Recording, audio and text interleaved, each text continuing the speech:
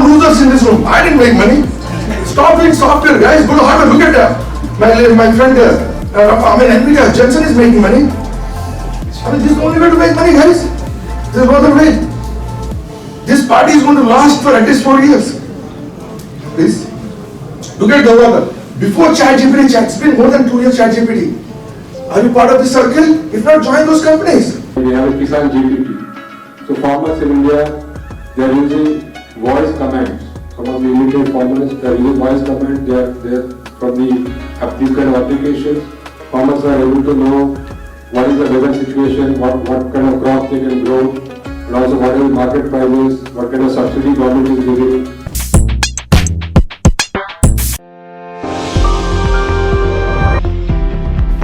Hello everyone, this is your host Jasleen Khanuja at ASEI's AI and Gen AI special conference. As you know that AI and Gen AI are the ongoing trends in Silicon Valley and even in the rest of the parts of the world, and we have none other than Consul General of India in San Francisco, Dr. Shrikar Reddy, who has graced this beautiful occasion alongside the Dean of UCSC Extensions, Dr. Agarwal.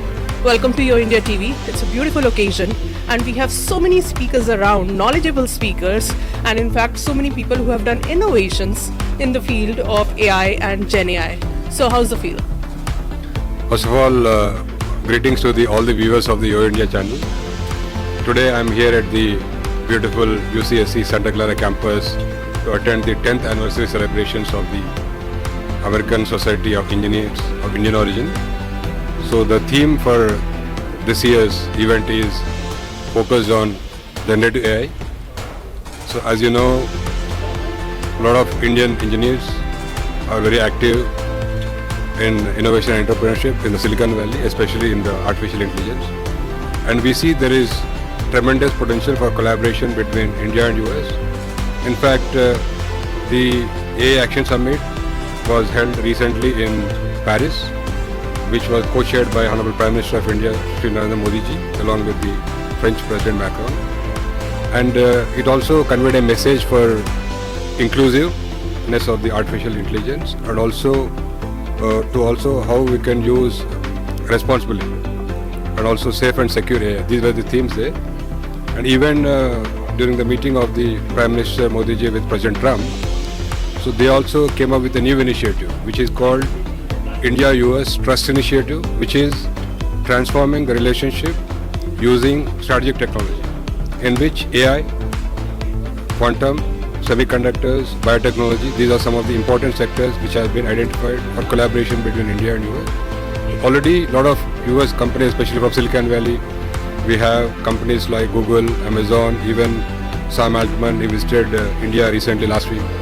So there's a lot of potential for collaboration. India, we have a lot of promising engineers, and we also have this AI India mission, for which we are promoting AI in a big way, especially to develop our own language models and also come up with applications which are for the inclusive development of India, especially by promoting Indian startups and entrepreneurs to come up with applications in the field of healthcare, education, and also agriculture. So we are looking to partner with Silicon Valley, and also Honorable Prime Minister Modi ji gave a call to all Indians living in India and abroad to make India a developed country by 2047. So as this is a society of the engineers of Indian origin, so I also came here to convey a Prime Minister message to also take part in this India's development journey and also contribute in this overall collaboration between India and US in the AI sector. Yeah, and I did hear the speech he gave out with President Trump, in which he spoke about Viksit Bharat, or making India great again, equivalent to the MAGA, so, and AI is a big time initiative in it. So Dr. Agarwal, you are leading one of the most important campuses in Silicon Valley, and AI is like something that everybody is excited about, yet some people are scared about, My understanding is it's not going to replace humans. It should be considered as an aid to assist and in fact to magnify our potential, our capabilities. What's your take on the overall scenario and the progress made thus far? I've been in the tech industry for a long time, and I've heard this argument with every new technology that's going to wipe out the human race, is going to replace people. that is true. Some jobs get displaced. However, what happens is that the society's behavior changes. What they consume changes, and so a lot of stuff changes around there. Probably the easiest example would be when some of the early industrial age inventions came along. I'll give you a very simple example that when washing machines came out back in the early 1900s, people said, oh, this is gonna, and those were very traditional times, this is gonna free up a lot of time for housewives. I mean, it kind of made sense. You don't have to spend time washing clothes. But guess what happened? Is that no, none of that happened. What happened was that people started to wear cleaner clothes. They wash more often. So I think that's what happens in, and I gave a very simple example. So the same thing is with AI. I mean, it's very hard to predict. It's going to change some jobs, clearly. Robots will, take over some things. But how society consumes, how economies grow, that's where the opportunity is. And I'm so glad to see what Consul General is talking about, how India is really capitalizing this opportunity, both domestically and globally. And the fact that we have an important event like this here, and I'm really thankful to Consul General for being here, because it gives us the gravitas to the event and for your TV to cover that. But it shows the contribution of India in a diaspora toward this revolution. So I think it's a profound question, what's going to happen? But I think in the meantime, it's going to be a fun ride. And those who want to capitalize on opportunities, there are plenty. So look forward to this beautiful, beautiful conference today, and the role of the Gen AI and how the graphic computing and the graphic acceleration of video games, the chips, the automotive driving cars, and whatnot. Because AI's scope is practically all pervasive. Let's take a deep dive into the conference, and thank you CG and Dr. Agarwal for joining us on YoIndiaTV.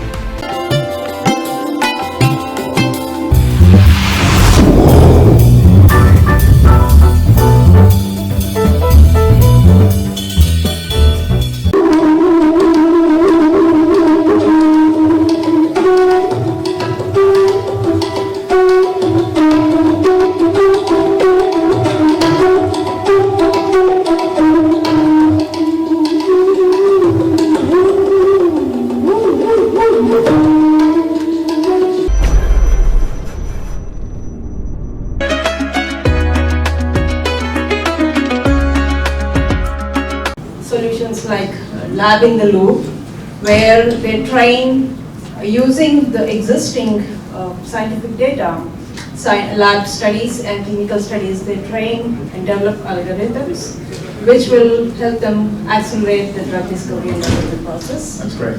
And there is also another example in silico medicine, which has solely used AI. They use AI first strategy, and their drug is already in phase 2 clinical trials.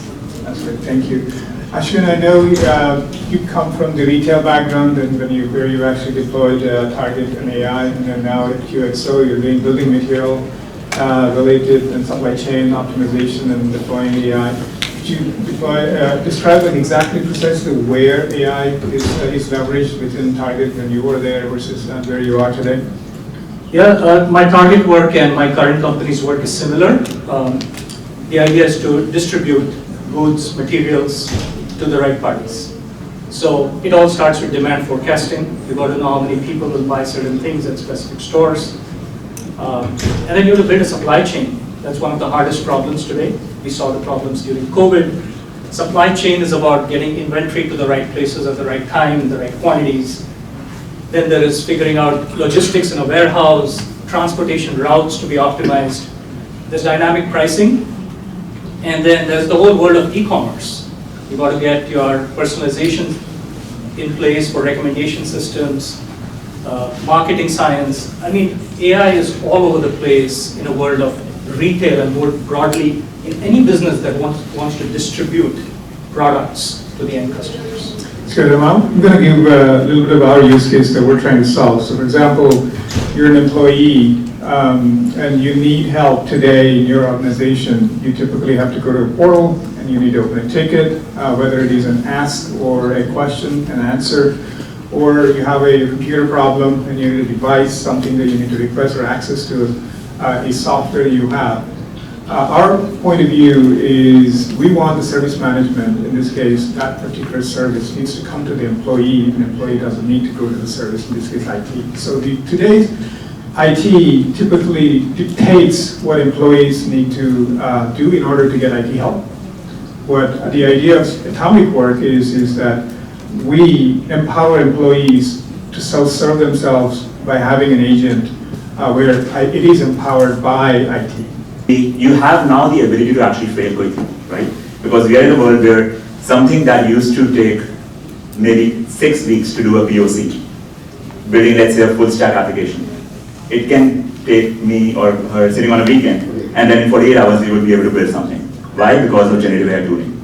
So you have more developer productivity. Outside of that, content marketing campaigns, legal assistant, even if you are an attorney, you can use a legal assistant. If you are a financial advisor, you can use those conversational assistants to help you in your day-to-day tasks. Yeah, one example I want to give students, right? In my role, I don't necessarily write code, but the other day somebody gave me PRD and I put it into Claude and generated Figma design for it.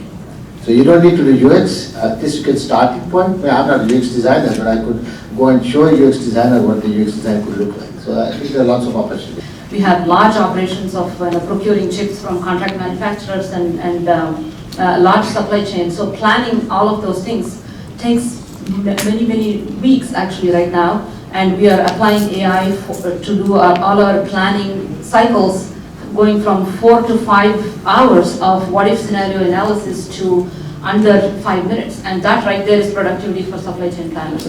So look at employee productivity or IT or sales, marketing, HR.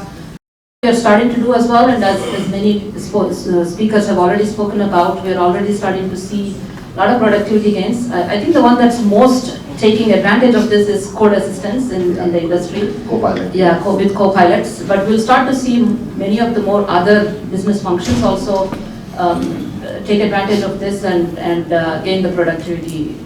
I call it Kama LLM, or not Kama Sutra, but Kama LLM or Bhagavad Gita LLM or something like that. Right? We need some new LLMs. Deepseek's cut down the cost by 50x. Performance may be only 75% good, that's okay. I hallucinate half the time. Do you think employees don't hallucinate? They don't even come to work. They're in WhatsApp sending messages. They're not doing job. Right? So Deepseek really changed the game, guys. Look, there's a lot of things we can talk about it. They even the money in LLM is no longer there. The money is in the apps. Actually, money is in the hardware. I talked about it. Can you go back, please? So look at reasoning. First over the past few weeks. So who are we? We're the AI agent infrastructure company, and it gives me honestly goosebumps to talk about what we've created over the past little bit. The agentic LLM, our own reasoning large language model that can be deployed privately. The agentic browser, a state-of-the-art web agent for browser automation that's available via API. And finally, the agentic bench, an open source infrastructure to build digital workers. You happen to go to India, when you visit India, nobody accepts cash anymore. So even for a $1 or even 10 cents worth of anything you purchase, so simply you have to scan a QR code and you have to make a digital payment. So this has happened because of the government's push for the digital public infrastructure, which is based on 3 elements. One is a digital identity, which is a 12-digit Aadhaar, we call it Aadhaar card. Aadhaar, which is, we have now close to 1.4 billion of our population. We have provided digital identity for each person. So most of the Indian adults, their bank accounts, we have opened bank accounts, even for the poor people. We call them Jan Dhan accounts. We are linked with the mobile phones. And we have linked the digital identity, Aadhaar, with the bank account, mobile phone, and we have a secure data layer. So we are using this, which is called a UPI, United Payment Interface. We are using this to make quick digital payments without any cost. There's no cost. So this UPI network payment mechanism has been adopted by other countries like France, Mauritius, UAE, Singapore, and including in the neighborhood like Sri Lanka, Nepal, and also. So this is also reducing the cost of transactions of money flow from abroad to India, and also within India also it brought a lot of people from the unorganized sector into the natural mainstream of the economy. So it also increased the government tax revenues. Even government is using this UPI to transfer whatever money intended to be given to the beneficiaries. All the government subsidies or directives be created into the accounts of the these kind of beneficiaries. So it also prevented leakages. Earlier, one of our Prime Minister used to say, when 1 rupee is transferred from Delhi to the beneficiary, only 17 paise was reaching the beneficiaries and the rest was just leaked in the process of transfer of the money. So we have this good base of the digital economy. So that's why we want to reach the 1 trillion overall digital economy by 2047. So we have a lot of elements, like already we have close to 900 million mobile phone subscribers and around 850 million there people are using the data. So we have a lot of data available in India. So that's why Government of India realizing the potential of the Gen AI, artificial intelligence for the inclusive economic growth of India. So they have come up with a India AI mission this year in the month of, last year in the month of March. So government came up with the India AI mission, so which tries to develop the AI ecosystem in India, and in fact it has all the elements. Basically, government wants to develop the computing capacity in India. It has set a target of 10,000 graphic processing units will be developed in a public-private sector mode. So this computing capacity will be made available to the startup and also the entrepreneurs, professionals, researchers at free of cost or very affordable cost, maybe very affordable cost. And government is also working with private sector players and also companies like NVIDIA to set up these GPUs. Already, so far, some people have also set up the GPUs in the private sector. Currently, India has 80,000 GPU capacity, and government is also encouraging Indian entrepreneurs, Indian startups to come up with own large language models, because as you know, India is a huge diverse country. We have a lot of languages. Some of the AI models or applications which are developed in the West based on the local experiences and local data, they will not be perfectly suitable in the Indian conditions. So we are trying to develop our own large language models. The government is also encouraging startups to use and develop applications which will be useful for the socio-economic inclusive development, especially in the field of healthcare, education, agriculture, even fintech and also automotive and other industries also. So government is trying to encourage. We are also trying to develop courses not only in the big cities but also in the tier 2 and tier 3 to develop more people to learn at the graduation level. Already we have a lot of AI and machine learning engineering courses in many of the engineering colleges in India. So government is also trying to develop these kind of things. Already the overall objective of the India AI mission is artificial intelligence for all. And also we are also making how the AI can be developed, deployed and used responsibly, ethically in India. That is also one of the important consideration. And already some of the applications, like even in the agriculture sector, like we have a Kisan GPT.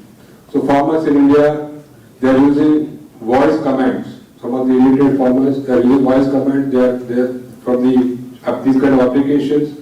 Farmers are able to know what is the weather situation, what kind of crops they can grow, and also what is the market prices, what kind of subsidy government is giving, and when the subsidy will be transferred into beneficiaries account. Even in the healthcare sector, a lot of applications are already developed. They are utilized by especially doctors in the rural areas. As you know, India, we have a large rural population, and doctors are mostly specialists are located in urban centers. A rural population, sometimes they have to they have to lose their life because of the lack of immediate healthcare facility, and also because of the medical errors. So doctors now they are using, especially these very particular rural areas, they are using these kind of applications. First of all, congratulations on the fastest 100 million ARR. This is a huge, huge feat. Please give a round of applause. Thank you so much for that. We are not the fastest, but we're happy to be there. So, you know, you and I both went to IIT Delhi, and I did not know that earlier, but now I know. But intriguing, the story from Rubrik and then Google and Akamai. I just obviously I know a little bit about those companies as well. Do you want to share what made you start Glean, and then we get into the state of AI?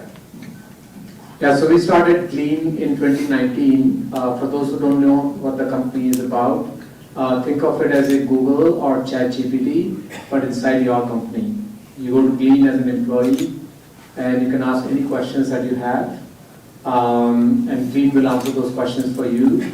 It's either going to use all of the world's knowledge to answer those questions for you, or it will also be able to use all of the internal company's data and knowledge and information to answer those questions back for you. So it's a very simple AI tool, day-to-day tool that that's always sitting next to you and ready to answer any questions or perform some of the tasks that AI can do for you. The additional power of Glean over ChatGPT is that it has all of that enterprise context and knowledge, so it can use that information to help you. The reason we started Glean was just, I think to solve a problem that, I personally faced myself. My entire engineering career, I've been working for now almost 30 years as a software engineer. And I'll tell you, one of the interesting things, at Google, I spent over a decade building Google Search. And so my whole career was about helping people get answers to questions that they had. But I realized that I was not actually helping myself. None of us at Google were helping ourselves. It was incredibly hard to find anything inside Google. You can actually find things on the web. And so it's a problem that all of us as knowledge workers we face. In our companies we have tons of information. Knowledge keeps growing and exploding every year, like it doubles. And it's also spread across so many different systems, making it really impossible to find anything. And as employees, we basically resort to just connect with people, ask people for whatever things we're looking for. And so that was the idea, in order to actually save that time, 1/3 of all working time is spent just trying to find information, and we wanted to make it easy. So initially when we started in 2019, there was no ChatGPT, and our goal was, somebody would ask me, what are you building? I said, well, we're trying to build a Google-like search inside your company. So that's the origin.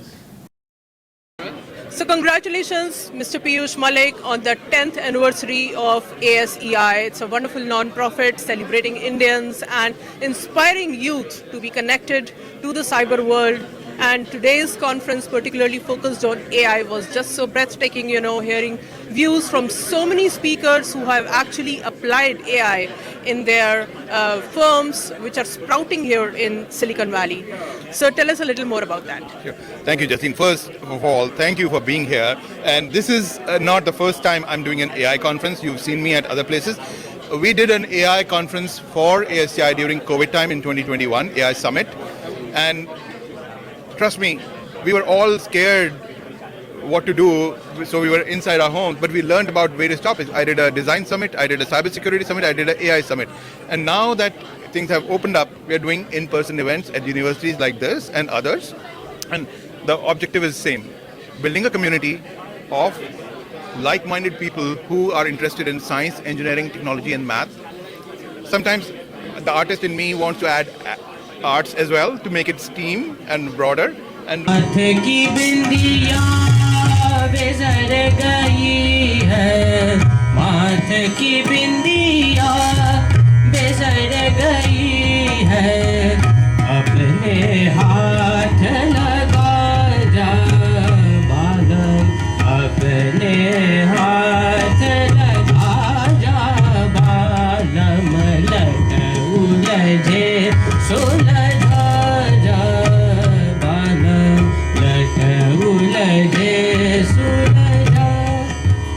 especially with the AI tools now being available, look how creative we can become. And that was the whole motive, to bring together these thought leaders.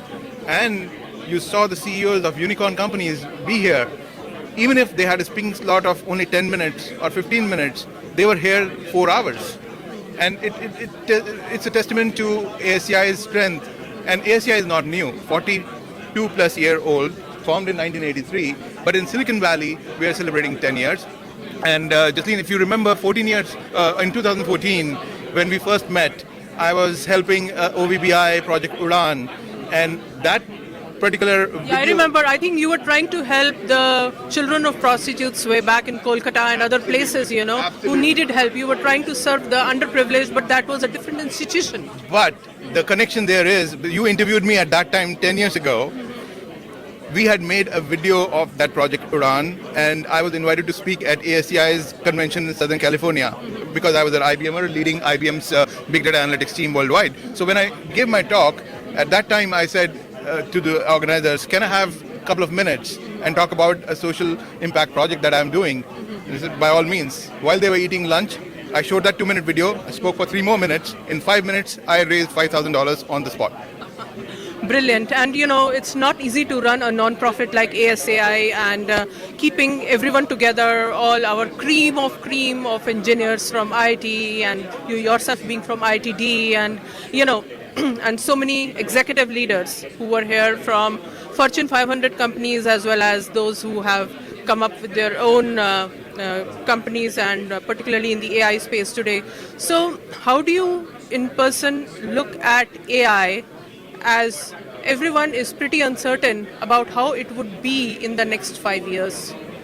So I've been worried about AI taking and impacting humanity, and as I mentioned on the panel as well, I gave my first talk on that in 2009. People were not talking about AI then, we were talking about cognitive computing. My master's was in decision sciences and at IIT, and we talked about how we will make, whatever I do, I look at business benefits, ROI, or impact on the society. If all of these work, then it becomes a no-brainer for me to put my personal time into these kind of efforts. You are right. To do a non-profit, especially when nobody gets paid, it's all driven by the inner motivation. So if you look at, back in the business school, we studied something about the Maslow's hierarchy of needs. So I feel I'm at that stage that, you know, you need to make an impact. So that's what I get involved in a lot of non-profits. The gentleman from the Fed was talking about is that when they come and audit the model risk folks, they get primarily audited not on the fact that the model is doing the right things or not, but primarily the fact that they have not done enough documentation. The documentation is extremely important because not only their supervisors and the modelers would need to see, have the right things added in. The documentation brings in the trust and the transparency, which the SI 11.7 and other kind of guidelines are actually trying to get. Wonderful, and keep up with these beautiful initiatives, and I hope that AI will help the humanity, AI will bring more peace, prosperity, and will aid the mankind and not have the adverse effects on the society as many people are fearful about it. I hope those fears will go away in the next 5 years and we have a clearer picture, a better picture and a more positive picture. With that note, I, Jasleen Khanuja, would like to sign off from UCSC Extensions in Silicon Valley. Till next time, keep watching YoIndiaTV, and thanks a ton, Piyush Thank you, Banerjee. Jasleen. Great meeting you.